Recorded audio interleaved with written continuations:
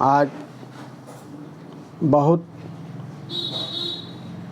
भाव विहुल और दुख के साथ कहना पड़ता है कि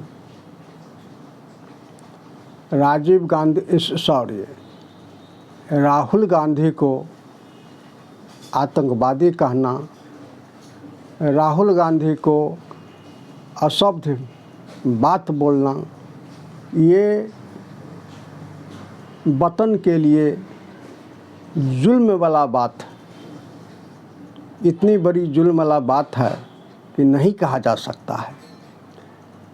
राहुल गांधी की दादी शहादत दी इस वतन के लिए, राहुल गांधी का पिताजी शहादत हो गई इस वतन के लिए, राहुल गांधी की माँ विधवा हो गई इस वतन के लिए। और उस राहुल गांधी जी को, जो देश का भविष्य है, जो देश का कोहिनूर है, जो देश का नूर है, जो देश को रोशनी देने वाला है, जो देश को आगे बढ़ाने वाला है, उसको ये लोग आतंकवादी बोलता है। और यह भी कहता है कुछ गुंडों लोग, बेशर्म लोग, जिसको कोई तमीज़ नहीं है कि जिस तरह से तुम्हारा बाप का, दादी का हाल हुआ, वही तुम्हारा भी हाल होगा।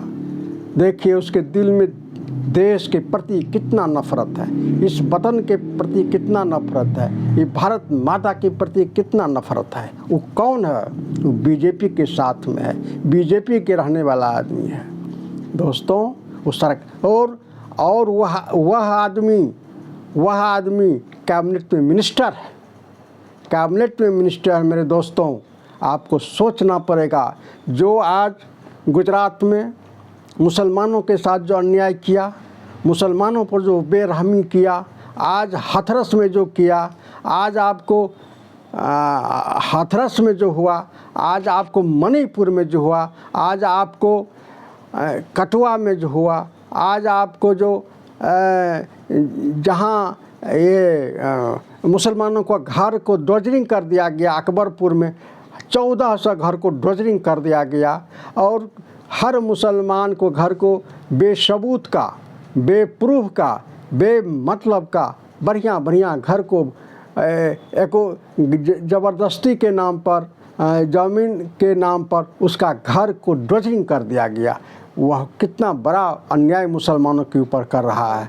मुसलमानों के साथ साथ अयोध्या में गरीब भाइयों पर, दुकानदार पर, और वहाँ के जो गरीब लोग हैं, जो सब्जी बेचता है, जो ठेला चलाता है, जो दुकान करता है, जो नमक तेल का दुकान करता है, वो सब के दुकान को ड्वजरिंग कर दिया गया। और गुजरात का मिसाल देता है वो, गुजरात में हम यह काम करके बहुत बड़ा डेवलप किए।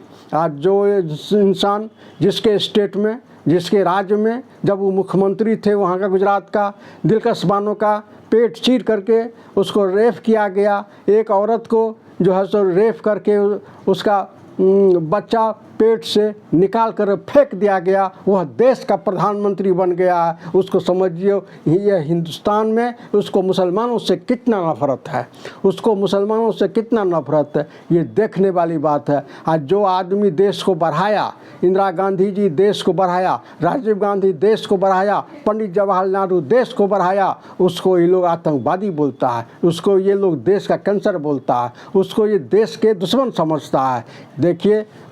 देखिए भाइयों और बहनों, ये हम आपको बता रहे हैं, ये बीजेपी वाला देश को कभी भी आगे नहीं बढ़ने देगा। ये सब दिन मंदिर में हो चाहे और कहीं हो, खिचड़ी का खिला करके आपको जिंदा रखेगा। इसका यही सिद्धांत है, यही इसका कर्तव्य है, यही इसका फर्ज है। वो जो बोलता है ना, अंतिम आदमी को हम देखने के, हम अंतिम आदमी को फ़ायदा पहुंचाएंगे, यही फ़ायदा पहुंचाता है। वो खिचड़ी खिलाता है, जिंदा रखता है, उससे वोट लेता है, और अपना 80,000 8,000 करोड़ की हवाई जहाज़ पर चढ़ता है, 1 लाख का चश्मा पहनता है, 16 लाख का सूट पहनता है, और लगता है का से हम ईरान का शहंशाह है।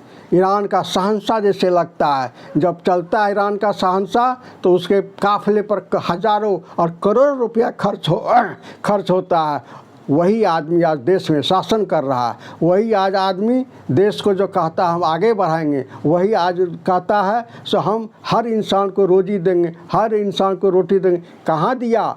ये आज हो गया 11 साल होने के लिए जा रहा है। बोला था 2 करोड़ नौकरी देंगे, 15 लाख रुपया देंगे, सबको घर देंगे, सबको दरवाज़ा देंगे, किसान को जो आय दुगनी करेंगे। कहाँ गया ये सब? इससे कोई मतलब नहीं है। इसको सिर्फ हिंदू मुसलमान करके लड़ाई लगा करके यहाँ का मुसलमान को परेशान करके ये चाहता कि हम राज करें।